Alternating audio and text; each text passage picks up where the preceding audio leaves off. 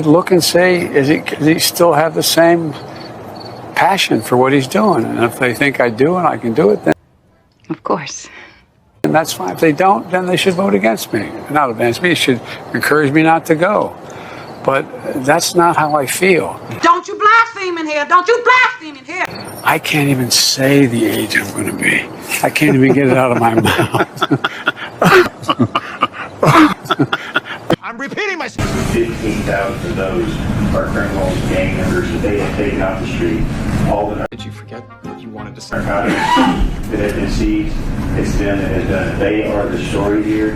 They're the ones that need the backup and the support. We talk What an idiot! about the extra manpower. We talk about the extra force multipliers, technology, infrastructure, equipment. I can't. I mean, I swear to God, it's like, no.